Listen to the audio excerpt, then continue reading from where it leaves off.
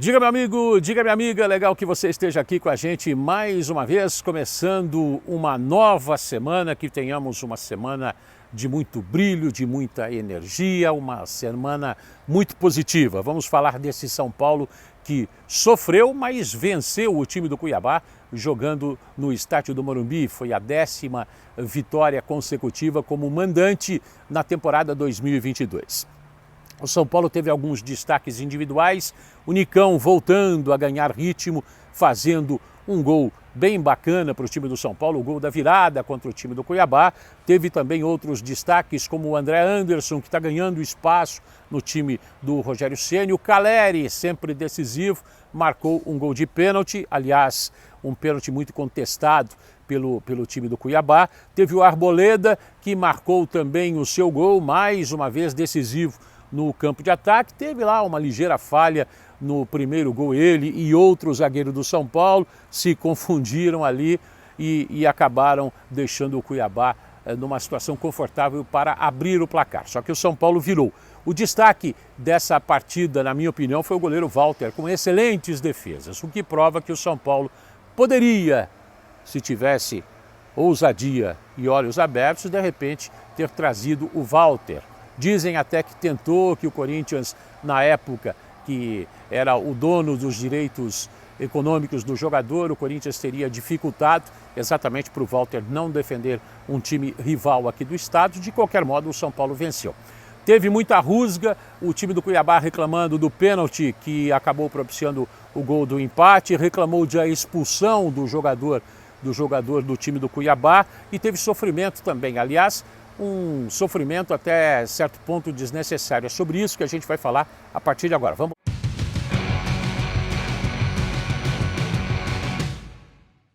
Sobretudo nos instantes finais, o São Paulo poderia ter matado o jogo, deixou o Cuiabá vivo nos últimos 5, 6 minutos. O Rogério Ceni vai falar sobre isso.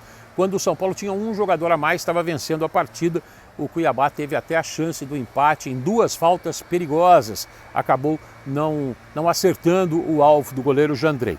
Jandrei, que é o goleiro titular absoluto do time do São Paulo. O Thiago Volpi foi embora, o Thiago Couto deve ganhar novas oportunidades, mas o Rogério Ceni vai falar do desempenho do time. Ele andou criticando o desempenho do São Paulo nos últimos jogos. Será que dessa vez foi melhor, em que pese essa certa rusga por conta de um desempenho ofensivo aquém das necessidades? O Rogério Ceni foi muito bem mexendo no time depois do intervalo, quando o São Paulo estava atrás do placar e estava em busca da vitória.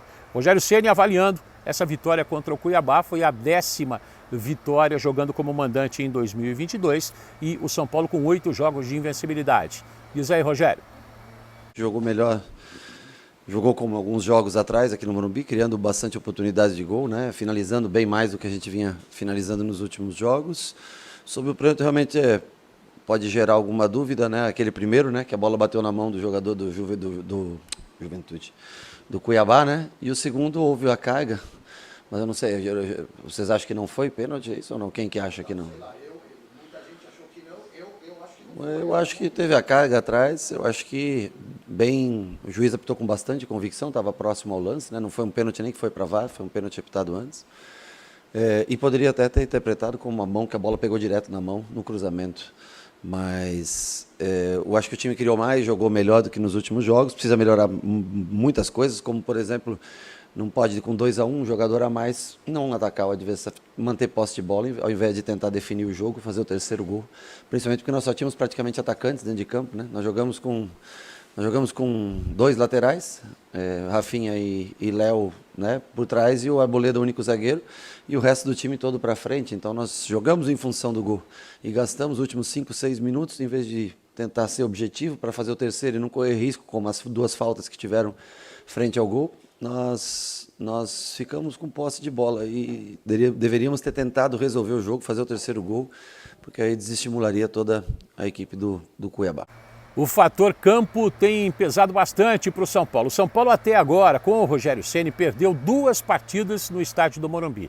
Você se lembra, no ano passado, contra o Flamengo, foi um jogo atípico. O São Paulo acabou sofrendo uma goleada, não jogou bem aquela partida que terminou, se eu não estou errado, 4-1 para o time do Flamengo e perdeu um outro jogo para o Palmeiras. Foi um jogo diferente, muito mais brigado para o Palmeiras, jogando agora em 2022. Apenas 2 derrotas, são 10 vitórias consecutivas jogando como mandante em 2022. Isso sempre pesa a favor. Rogério Ceni comentando sobre isso. Ele que conhece o estádio do Morumbi como poucos. No Campeonato Brasileiro, se você não fizer 80% dentro do teu estádio, dificilmente você consegue ficar entre os primeiros colocados que vão a uma Copa Libertadores, né?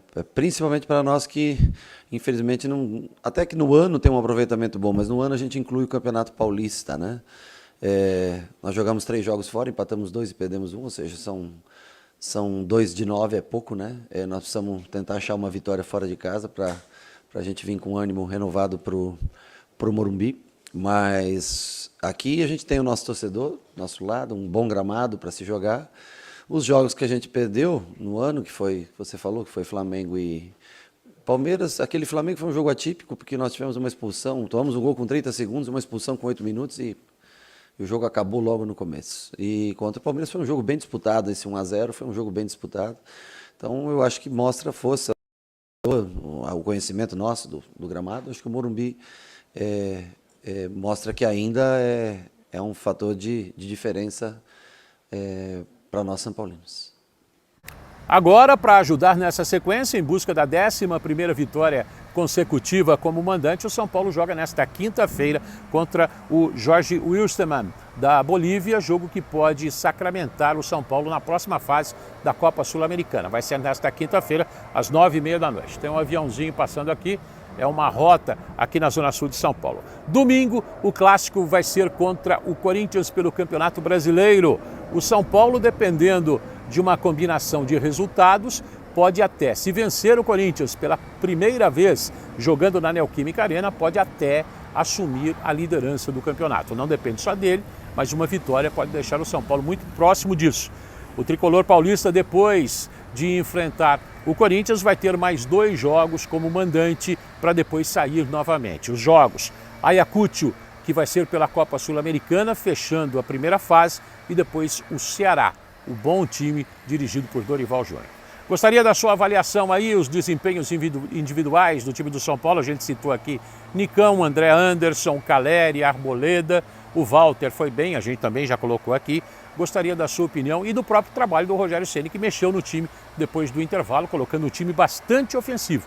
E não fez o 3º gol porque a galera quis segurar o resultado. Mas também tem um outro lado, de repente você arrisca e toma um contra-ataque e toma um empate, a crítica seria nesse sentido. Tá bom, pessoal?